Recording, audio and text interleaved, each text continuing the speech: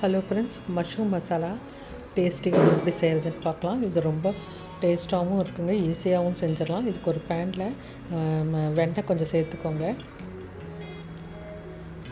2 table spoon teaspoon வெண்ணெய் சேர்த்துக்கோங்க.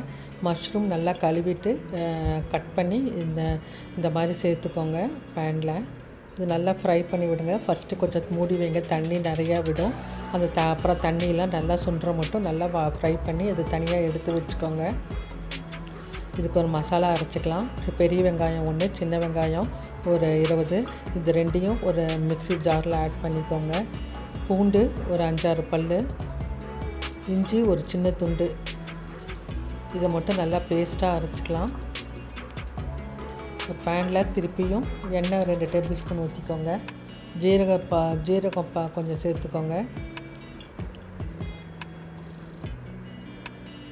இந்த அரைச்சி வச்ச மசாலா அதையும் இதில் சேர்த்துக்கோங்க. வெங்காயம் பூண்டு அரைச்சி வச்ச மசாலாவை இதில் சேர்த்துக்கோங்க.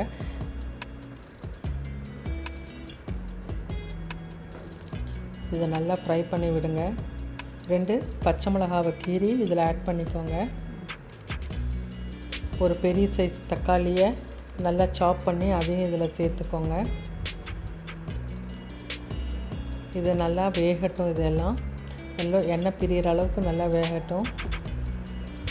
கொஞ்சமாக உப்பு சேர்த்திங்கன்னா சீக்கிரம் எண்ணெய் பிரிவு வரும். எல்லாம் நல்லா வெந்துடுச்சு.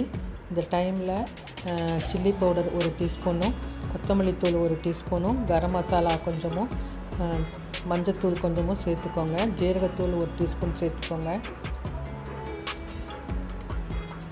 இது எல்லாம் நல்லா எண்ணெய் பிரிகிற அளவுக்கு வரட்டும். தண்ணி கொஞ்சம் சேர்த்துட்டிங்கன்னா சேர்த்து மூடி வைங்க. மீடியம் ஃப்ளேம்லேயே வச்சிங்கன்னா நல்லா திருப்பியும் எண்ணெய் பிரிஞ்சு வரும்.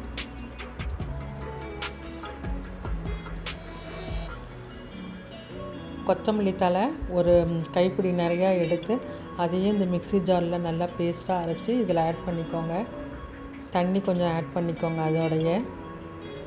இது நல்லா கொதி வரட்டும். இந்த ஃப்ரை பண்ணி வச்சுருக்கிற மஷ்ரூம் இதில் இப்போ ஆட் பண்ணிக்கலாம்.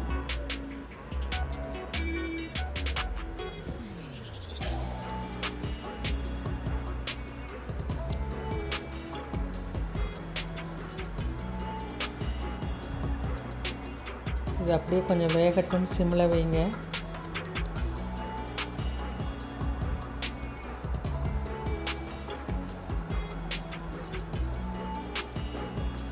பாருங்க, பார்க்கவே நல்லா கலர்ஃபுல்லாகவும் இருக்கும்.